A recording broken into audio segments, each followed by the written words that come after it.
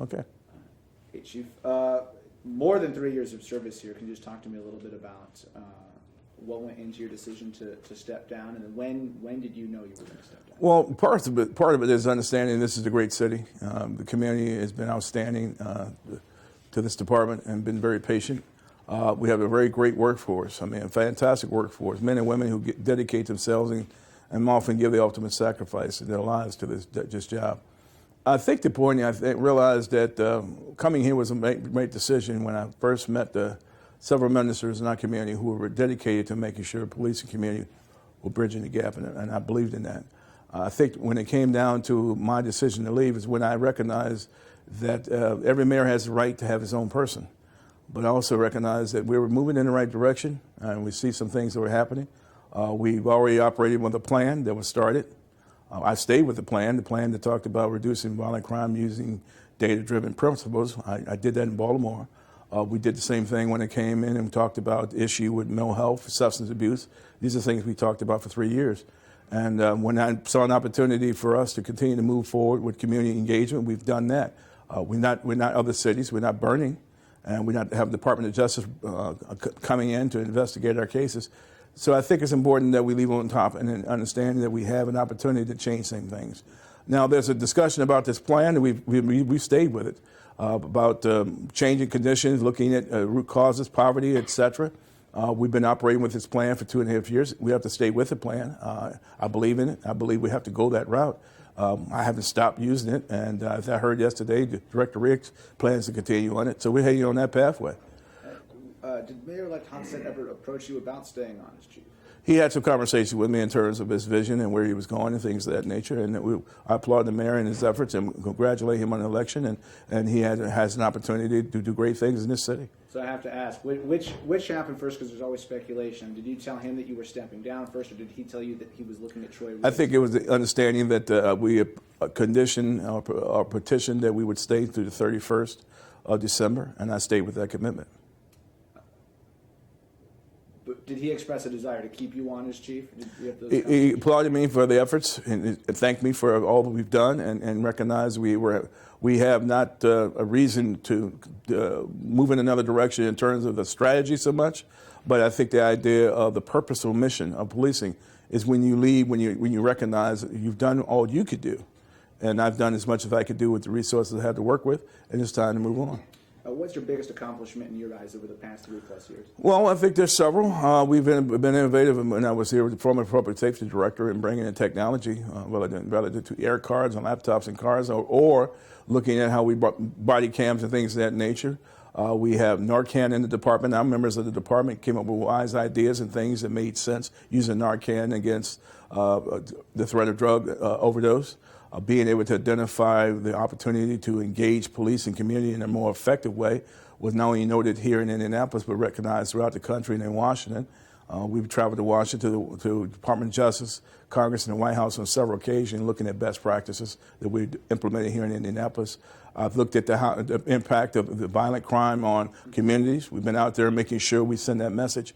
To it, we brought in federal partners and state partners, state police, Doug Carter and Jay Abbott and Josh Minkler and U.S. Marshals have been great, along with Mr. Curry, in terms of identifying threat groups. We've identified individuals who've been operating for decades here to the tune of $8 million we've taken off the street in the last 8-10 months.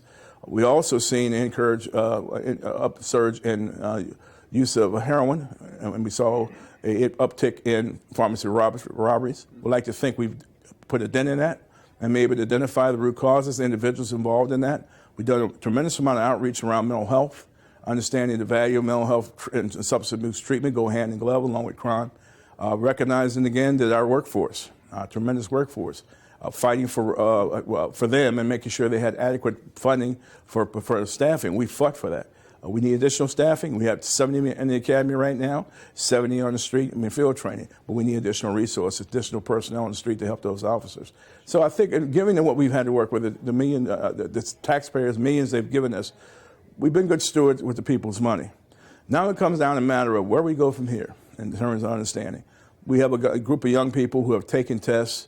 We heard some conversation about that. The tests have been validated. We need to get them promoted. We have people in the department who need to feel that they're going to be recognized for younger people. So we have a retention plan we worked on, retaining people. But we also have to have professional development. Those members who are ready to move on in their careers and that they've been captains and above who want to move on and stress to be professional in some other place, we need to help them do that. And we're in the process of doing a project before I leave that talks about professional development and placement for those members of the agency who move on in their careers. Then on the flip side of that question, what's your biggest regret, if you have one? Not pushing all the good things we've done a lot more. There's a lot of things we've done here in the department that we take for granted as cops because we're not meteorites, we're not PR persons. We are police officers, and I think we should have pushed those positive. We hear not a lot about what we don't do right in terms of the crime, but there's so many things we have done towards aimed at that when we do a major initiative, we should take the time to explain. When we take off $8-10 million, we take off 120, 130 people off the street, that's going to leave a void. And for a period of time, there's going to be an uptick in violence. And whenever you start a new project, that happens. We have to remind them the crime goes up during that period of time.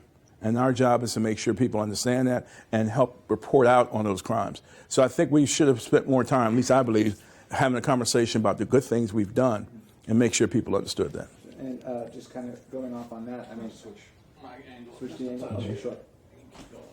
And then just going off on that, I got to ask. I mean, criminal homicides are up each of the past 3 years. Do you think that that's a reflection of your time as chief? If respective of look, we talk about last year this time we were talking about what?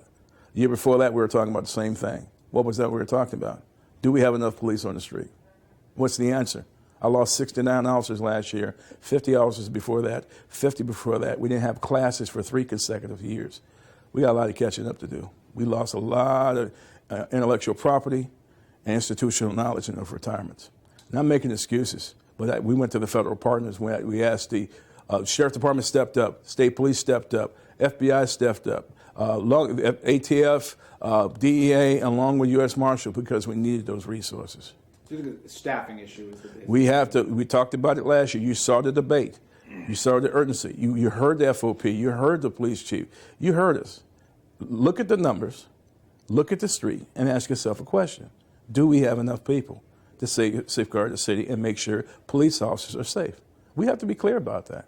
And I'm not going to mix any words like I heard yesterday. We have to be clear about public safety. People have given their lives to this city. I believe in this city. But when given the resources in 2012, look at my numbers in 2012 when I had 1,643 people. You got to remember I was the police chief back then. Look at my numbers in 2012. 1,643 people, $6 million in overtime budget. And look at those numbers and look at what happened shortly thereafter. Staff is now from 1643. We're down to 1507 with 70 in the academy and 70 on the street. So we're not quite where we ought to be, but we're a lot further than we were. We got some work to do. But you got to remember, these are brand new recruits. These are not seasoned veterans, and it takes a while to get them seasoned. It takes about 3 years to season a cop. When you look back at your time as chief, if you had to grade yourself, A, B, C, what grade would you give yourself? I'll give myself a B. I would like to say a B+, but I would say because of the fact that I think that we were innovative in using the resources that we were given. And I think that we could do more if we had more. But I think the idea of having a discussion about more police on the street, not just police, but specialized police. We created the first time a short tracker program, a fast tracker. So those individuals who have police experience, who've been certified through ILEA, Indiana Law Enforcement Association, go through a shorter version of the academy and get on the street a lot faster. We looked at our training. We're going to still look at that training in terms of how we revamp it to make it more efficient, but also give an opportunity to look at how much time should we spend on the street in field training. How soon can we remove those individuals and put them in the districts and give them additional training and get them on the street a lot faster. So let's move forward. What type of landscape does Troy Riggs take over in terms of Indianapolis, and what conversation have you, or would you have with him? Well, Troy hasn't been gone that long. The plan that he put in place, but we stayed with, he's coming back to continue the plan that we started together. So it's no brainer that we continue what we believe it works. So he took a hiatus. He comes back and he continues on what he started. And what is it that you think works, and what does need to happen going forward? Well, two things need to happen in understanding that when we have a void, when we remove people out of the community, when we have a void, we have to recognize we have to put additional resources on it using federal and state police, and for the reasons that many of the operations we've identified are not local. They extend beyond the borders of Indiana to the southwest. We have to have additional partners, federal partners, to assist with that. Stay with the plan. We have young people in the department who have learned this plan and maximize it to the fullest and can assist. They need to be promoted. We have community outreach first time. We have people standing up saying, listen, we're going to help the police. We provide information. We're going to provide services. We're going to come outside of our walls, of our churches and our houses, and stand with you and say, yes, in fact, we're going to report out things that we find are not fair, honest, or and have challenges for us, including violent crime. We're going to report that. So we need to stay with that plan and let community join us and empower them to make the difference they need to see in the community. And then just so I'm clear, when you talk about taking people out of the community, are we talking about things like what we see behind you? What you see behind you are cases where a lot of the drug operation and the $8 million we taken off the street did not generate here originally. They were coming from southwest through Mexico. We've seen a change from heroin, from marijuana to heroin as a cash crop in this country. I chased drugs for a number of years, and I know what it is to chase heroin. When you have a heroin epidemic, you have to have resources. Food, you have to have mental health, substance abuse, and all the things I've talked about, how proper housing for people, because it is a long battle once it's infiltrated in your department and in your city. We have people who are able to understand that, and we have partners who are willing to step up and do that, including community members who really need the resources. When we had summer jobs program, the 1 year, we reduced crime by 25–30% with those kids who received $50 a day for a couple of days a week. They were able to feed their families, not commit robberies, and make sure they were in the pharmaceutical business on the corner. Now you've only got 3 weeks left, but are you optimistic that the crime problem at some point will resolve itself? We told, look, it's been quiet for the last 2 weeks, 3 weeks. We told you it would work. The thing is, we have to stay with it. It's like the Dow Jones. You can't look at it every week. It'll drive you crazy. You have to look at it over time. And we promise you this is what happened. Unfortunately, we'll see, I won't be here to see the new class graduating. I would love to be here for that. And some other. When is that? That's April. But we have 70 new cops coming in April. We have another 70 coming after that. So we're on our way for the first time. We have a 3-year track of what classes are graduating out of the academy. We didn't have that before when I arrived here. That's there now. We would have had a 3-year void. So we have 3 years to look forward to. So I think the idea is you have to stay with a plan. You cannot be changing it. Every time there's an uptick in violent crime, you don't change the plan. You look at how the individuals in it have changed their operations, and you adjust it accordingly based on that. And you look at the individuals we have behind us, many of which are long-term violent offenders who have been in the community for a long time, and we were knocking down doors and getting to the root causes in those areas. And just so our viewers know, just so we get it kind of in the sound, but what is the plan? I mean, in the simplest terms, what is the plan? Well, the plan that was given us in turn looked at 3 things holistically. You looked at the root causes, the causation of crime based on individuals, people, places, and behaviors. You identify those areas or locations historically based on frequency or duration of the type of crime committed, which means when did it start, how long has it been going on, and who are the players in it, and what happened with those cases. You have to pay attention to the dispositions of those individuals, and you'll see in some cases, in the early days, it was almost a revolving door. The second part of the plan was to put in legislation that dealt with those individuals who are serious violent offenders. We did that. The 75% rule became part of it. There's one part missing, the mandatory sentencing of those violent offenders. The third part is the hardest part, is being able to target those individuals who have been in those neighborhoods. Some have acquired property, who have bought property for years, acquired a piece at a time. They have the workforce living in those neighborhoods and have enablers, so people who look out for them, look at living in those houses and making sure they have a place to stay and a place to hide the ill-gotten gain. And the fourth part of it is strict enforcement and prosecution of those individuals, making sure they get the time given to them at the time for the violent offenses, looking at the recidivism rate, who comes back on the neighborhood, who's released, and how we get them into our impact program, which is a parole and probation program, along with IMPD and service providers. From the day they get in, from the first day out, they're in that program, and then making sure they welcome back to the neighborhood, understanding that they get caught up, they'll be rearrested. And again, the long-term investment of the federal department chasing those drug cartels back to where they came from, chasing and tracing it back, identifying the root cause and the players, and putting them in federal prison. Just a few more questions. questions, then we'll let you run here. What, as a parting gift, if someone could say, we could solve one case right now. Is there one case that sticks above the others that you'd like to solve? There were actually two. There was one with Senior Deshaun and Henry Nunn, because I believe that there are things connected to people behind me or connected to them. I know that there's some issues dealing with people in the neighborhood where Deshaun was killed who know what's going on. Many of them stepped out Sunday and came out with us and talked about how we need to bring closure to that. I think we're on the brink of bringing that closure to some of those cases. But again, these are about 80% of the people who are victims, and 90% of the suspects have something in common. They all have serious violent histories or at least felonies, and they know each other. But if you're not involved in violent crime in Indianapolis, you're not involved in at-risk behavior, 99% of the time you won't. Well, 90% of the time you won't get caught up in the violent web that often ends in homicide. But for those who are still out there, we're still sending the message: I'm going anywhere. I'm going to be around for a while, and still helping the community, building relationships, and still, if I hear about a bad guy, I'm going to put him in, and we're going to talk about this in the community from now on. You have to say, you see something, you have to say something. I was going to ask, January 1st and on, what's next for you, and are you going to stay here? I turned down at least 5 or 6 jobs before I was asked, before I decided to step down. I may look at those. I still have a part of a process in a consulting consortium. I do some work, and when they asked it years ago, I used to do it quite often. I might go back to that, or I might just sit back and just enjoy being a granddad and smoke a cigar or two and just relax.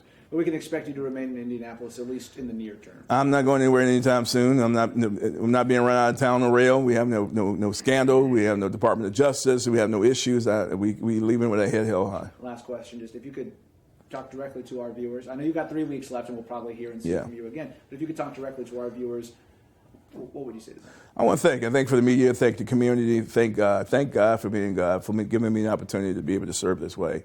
37 years in 2 police departments. I was deputy chief in Baltimore, became the deputy director of public safety, and now police chief. I've had a good run. It's been a good opportunity. I'm still pumped up and excited about the fact that I wake up every day thinking about a great city on the cusp of being a change agent for the rest of the country, and particularly in policing. But I'm also fortunate to have a good workforce. I've worked with some great people, men and women in blue, and all the federal and state partners who stepped up and helped me. I'm blessed to be able to say that we were on track to continue in the right way in terms of making sure there are internal equity issues, fairness and treatment in the workplace. We changed some systems and made it a little fairer. We create some opportunity for community to come in and talk about those conditions when they didn't agree with police. We have mechanisms now to do that. We have some good things we've done here. It's much to be done.